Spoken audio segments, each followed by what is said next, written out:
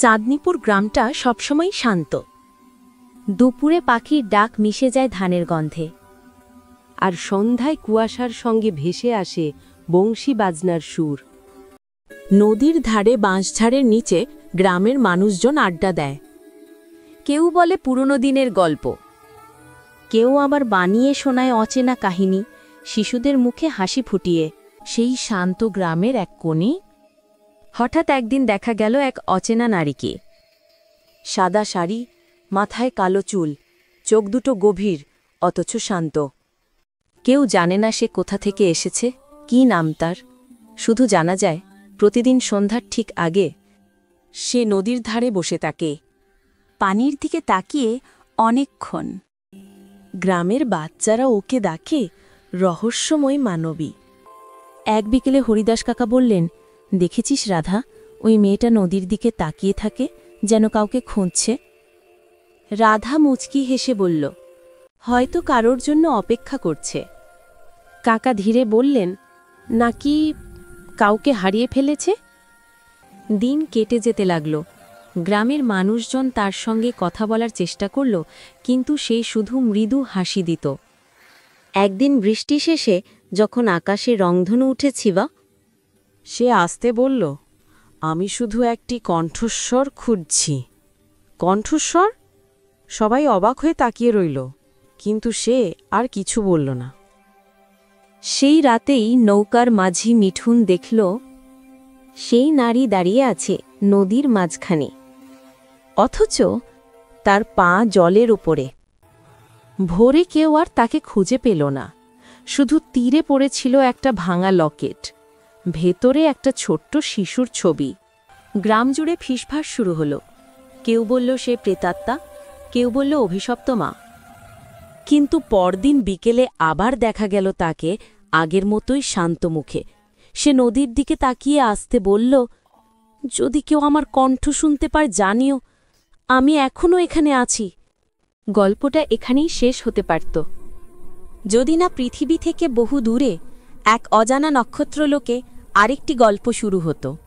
জেনোরিয়া 7 নামের এক গ্রহ। আলো ঝালমলে গম্বুজ, রঙিন আকাশ আর অসংখ্য তারাভরা নদী। সেখানে বাস করত এক এলিয়েন, নাম তার এরেন। তার শরীরে নীলচে আড়ার আবরণ, চোখে গভীর সবুজ দীপ্তি। জন্ম থেকে সে একা, না কোনো পরিবার, না কোনো অতীত। তবু প্রতিদিন তার মনে ভেসে আসে এক অচেনা কণ্ঠ, তুমি একদিন আমাকে চিনবে এরেন। এরেন আকাশের দিকে তাকিয়ে বলে, কে তুমি?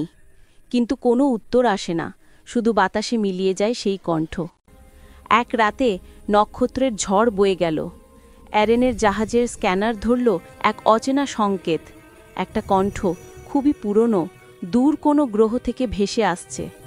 এরেন থেমে গেল, তারপর যাত্রা শুরু করল। মহাকাশের অন্ধকার চিরে আলো ছুঁয়ে দীর্ঘ ভ্রমণের পর সে পৌঁছাল এক নীলচে পাহাড়ের ঘেরা গ্রহে, পৃথিবী। মাটিতে নামতেই তার চোখে পড়ল সেই চাঁদনীপুরের নদী। বাতাসে ভেসে এলো সেই পরিচিত কণ্ঠ, আমি শুধু একটি কণ্ঠস্বর খুঁজছি। এরেন থেমে গেল নদীর ধারে, আস্তে ফিসফিস করে বলল, তুমি কে? বাতাস জবাব দিল, তুমি সেই কণ্ঠের উত্তর, যাকে আমি হারিয়েছিলাম। এক মুহূর্তে এরেন বুঝে গেল তার ভেতরে প্রতিধ্বনিত হওয়া কণ্ঠটি আসলে সেই রহস্যময় মানবীর, যার আত্মা বহু যুগ আগে এই নদীর জলে মিশে গিয়েছিল। মহাকাশের বিজ্ঞানীরা হয়তো একসময় তার মস্তিষ্কের তরঙ্গ ধারণ করেছিল, আর সেই স্মৃতি থেকেই জন্ম নিয়েছিল এরেনের আত্মা। এরেনের চোখে জল এলো, অদ্ভুত এক এলিয়েনের চোখে জল। বাতাসে নারীর কণ্ঠ মৃদু গলায় বলল, তুমি এখনও আমার কণ্ঠ বহন করছ, এখন আমিও মুক্ত। এরেন মাথা নিচু করল, যেন শ্রদ্ধা জানালো। তার শরীরের আলো ধীরে ধীরে নিভে গেল, আর আকাশে এক ঝলক আলোর রেখা উঠে গেল তারার দিকে। পরদিন সকালে সূর্যের আলো পাহাড় ছুঁয়ে দিল।